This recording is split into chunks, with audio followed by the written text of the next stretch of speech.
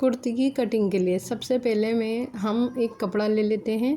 तो ये 4 मीटर का कपड़ा है, लेकिन ये हैवी साइज़ होता है और लॉन्ग कमीज़ बनती है, जैसे कि 40 से ज़्यादा जब कमीज़ की लेंथ हो जाती है 44 या 42, तो उसमें हमें कपड़े की ज़्यादा ज़रूरत होती है। तो इसलिए इसमें शलवार में कपड़ा कम बैठेगा। कमीज़ में इसमें फुल लेंथ लूँगी। तो ये देखिए 39 आ रही है, तो कमीज़ की लेंथ कैसे निकलेगी? 40 ही हमें शलवार लेनी है, तो उसका मार्जिन होता है, नेफा मोड़ना होता है हमें। तो हम किस तरह लेंगे, तो इस वीडियो में मैं आपको ये चीज़ बताऊंगी किस तरह हम ले सकते हैं। देखिए कपड़ा हमने बिछा रखा है इसको ऐसे। तो इसको हम नाप के देख लेते हैं कितना हमारा कपड़ा है, कितने में हमारी कमीज़ बन जाएगी। जैसे कि मुझे 42 कमीज़ की लेंथ चाहिए, उसका मार्जिन भी चाहिए आधा इंच ऊपर 1 इंच नीचे, क्योंकि सिर्फ इसमें सिलाई होनी है तो 1 इंच का ही मार्जिन चाहिए होगा नीचे। मान लीजिए 1.5 इंच का मुझे मार्जिन चाहिए, तो 42 में हमने 1.5 इंच मिलाया तो 44 समझ लीजिए आप, 2 इंच ज़्यादा। तो 44 हमें लेंथ चाहिए। तो इसमें क्या होता है, कपड़ा शलवार में कम पड़ जाता है। तो हम क्या करते हैं, शलवार पूरी ले लेते हैं और 39 पे जैसे मैं अब निशान लगा रही हूँ, 39 हम कमीज़ की लेंथ ले लेंगे। इसमें हम बीच में लेस लगाकर साइड में से जो कपड़ा हमारा निकलेगा वो हम जोड़ से दे सकते हैं। तो मैं ज़्यादातर अपनी जो कस्टमर होते हैं मेरे, तो मैं इस तरह से लेंथ अपना भी बढ़ा लेती हूँ, तो कोई शिकायत नहीं आती है इसमें कभी लेंथ कम पड़ जाती है तब। लेकिन ये जो हैं जिनको ये सूट पहनना है, इनको कमीज़ में बिल्कुल जोड़ नहीं चाहिए होता, कोई बीच में लेस नहीं चाहिए।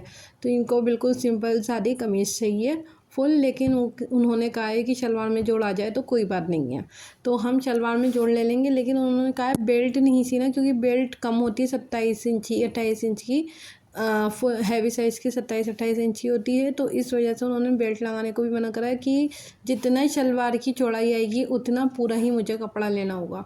तो इसमें हमें बहुत प्रॉब्लम होती है ऐसे कपड़ा निकालने में कम कपड़े में। लेकिन इसी कम कपड़े में मैं आपको सूट बनाकर दिखा सकती हूँ। किस तरह मैं सूट बनाऊंगी, तो मैं पूरी 44 लेंथ कमीज़ की लेंथ पूरी लूँगी, दोनों की, आगे की भी और पीछे की भी।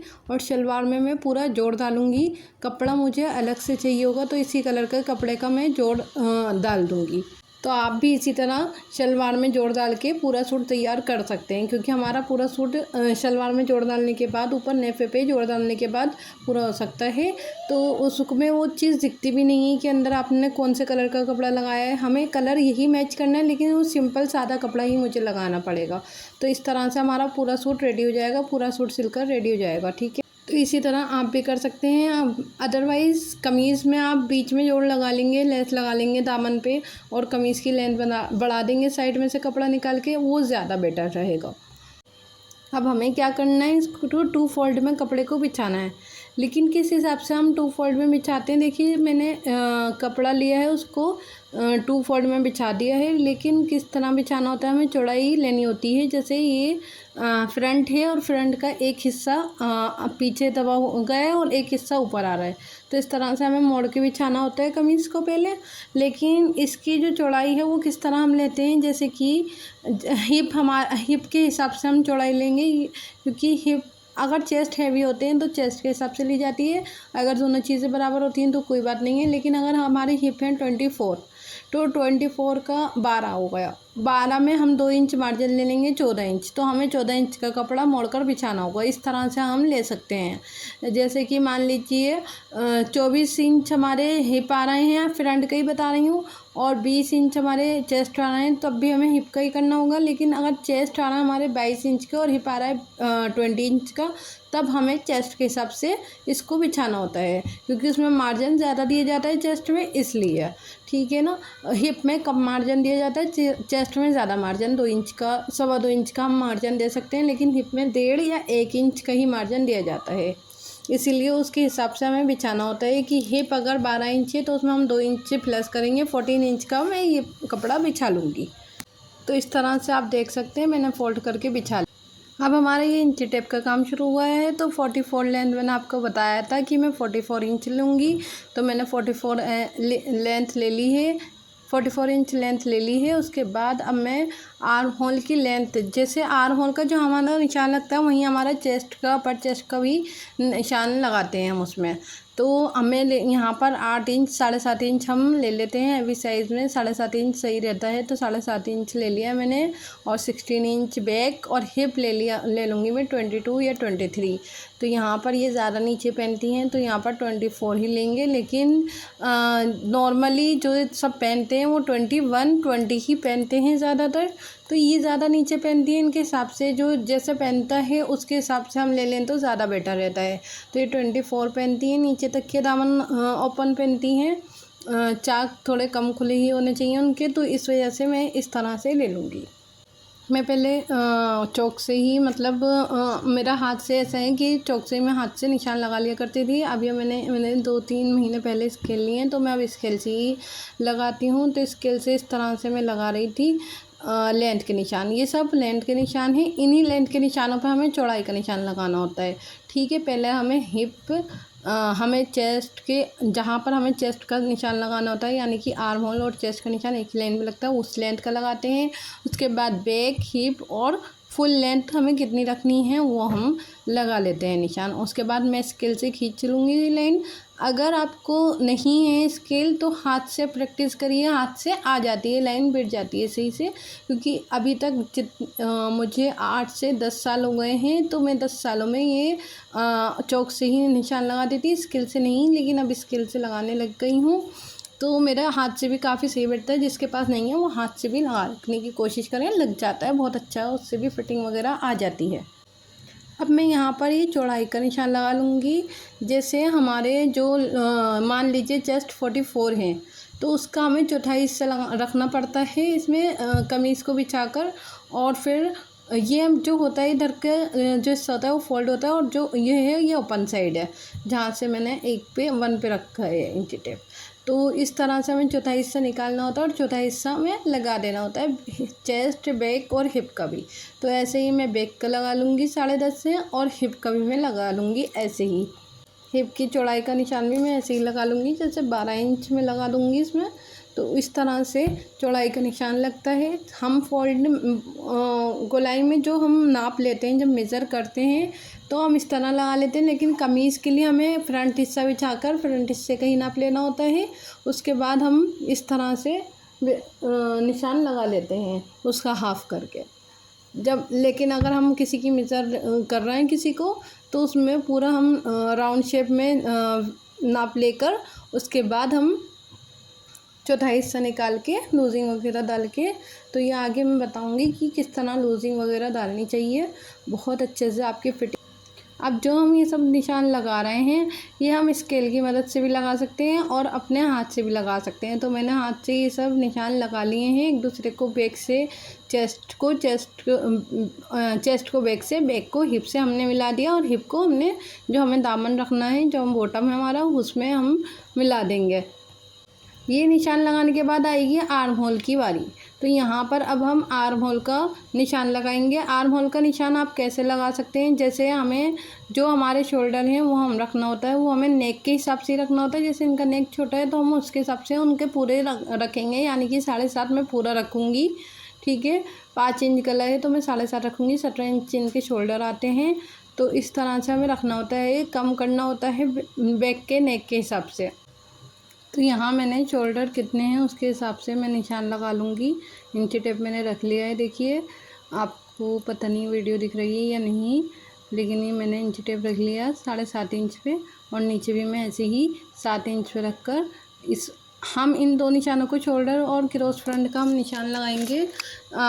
ये चेस्ट वाली जो लाइन है उसी पे मैंने वो निशान लगाया है। उसके बाद हम इन दोनों निशानों को मिला लेते हैं।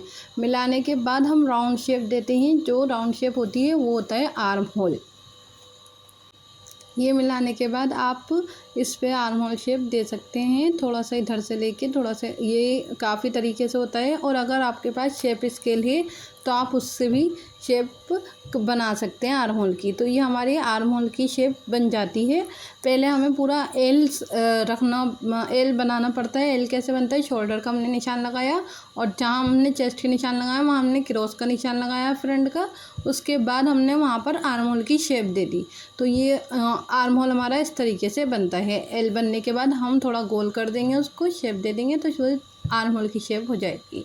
ऐसे फिर बैक का हम थोड़ा सा लेकर आधा या पौन इंच लेकर उसके बाद हम आर्म होल की शेप उसमें भी दे देते हैं। तो इस तरह से हमारी कुर्ती बहुत आराम से आपकी कुर्ती बहुत अच्छी बैठ जाएगी। लेकिन आपको सिर्फ क्या करना है, इसमें फॉर्मूले सीखने हैं। कुर्ती कटिंग करना बहुत आसान है, कोई इतना मुश्किल नहीं है। कुर्ती में इतनी प्रॉब्लम्स बस यही आती हैं कि हमें जो ड्राफ्टिंग करनी होती है उसमें बहुत ध्यान से ड्राफ्टिंग करनी होती है। कितने हमें चेस्ट रखना है, कितना बैक रखना है, वैसे निशान लगाने हैं, ड्राफ्टिंग करनी है, तो इतनी कोई परेशानी नहीं आती है। बहुत आसानी से कुर्ती कटिंग हो जाती है। यहाँ थोड़ी सी कंधी गिराकर हम इसकी कटिंग कर लेंगे। कटिंग करते हुए हमें ये ध्यान ज़रूर रखना होता है कि हमारी कैंची ना ज़्यादा खुलनी चाहिए और ना ही पूरी हमें बंद करनी चाहिए।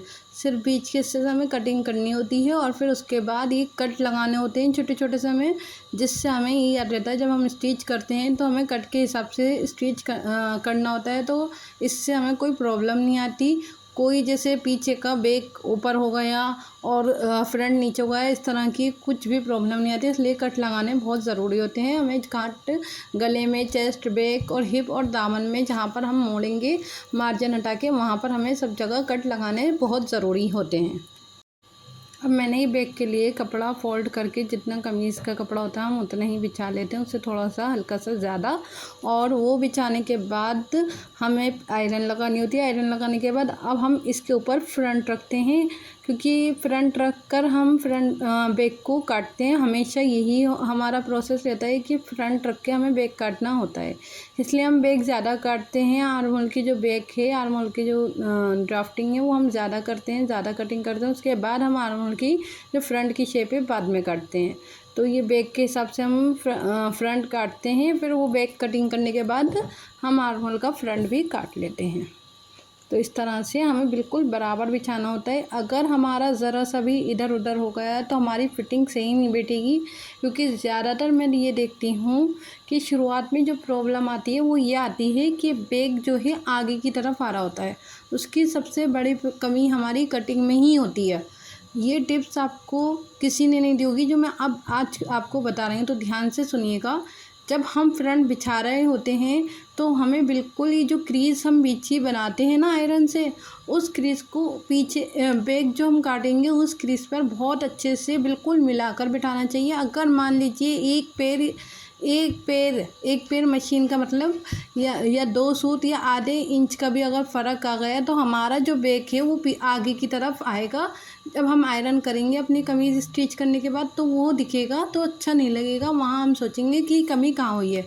कमी हमारी कटिंग में ही होती है अगर बैक पीछे का आगे की तरफ आता है जोड़ पे से। तो ये हमेशा याद रखिए कि हमेशा इस क्रीज का जो हम फ्रंट की क्रीज बनाते हैं उसको बैक की क्रीज को बिल्कुल हमें मिला के रखना होता है। और जब कटिंग हम कर रहे होते हैं ना तो हमें बिल्कुल मिलाकर ही कटिंग करनी होती है। बिल्कुल हल्की सी भी ज़्यादा हो गई तो बैक आगे आएगा और फ्रंट बैक का आगे आएगा, जोड़ दिखेगा फ्रंट पे, ठीक है ना। तो इस चीज़ का ध्यान रखिएगा। अब देखिए जब हम कटिंग करना, मैंने बिल्कुल क्रीज को क्रीज से मिलाकर अच्छे से बिछा दिया है। तो जब हम कटिंग करते हैं तो बिल्कुल फ्रंट से मिला के कटिंग करते हैं। एक सूत भी हमें ज़्यादा नहीं करना है, उससे मैंने आपको बता दिया है कि ये प्रॉब्लम आएगी ही आएगी। तो ये प्रॉब्लम ना आए इस वजह से हमें बिल्कुल मिला के कटिंग करनी होती है। तो यहाँ हमने बैक काटने के बाद छोटे कट जो मिला के हमने लगाए थे बैक पे और चेस्ट पे, हिप पे, वो कट हम बैक पे भी लगा देते हैं। और इस तरह से आर्म होल की भी कटिंग कर लेते हैं फ्रंट के आर्म होल की बैक काटने के बाद, बैक साइड में करके, ठीक है।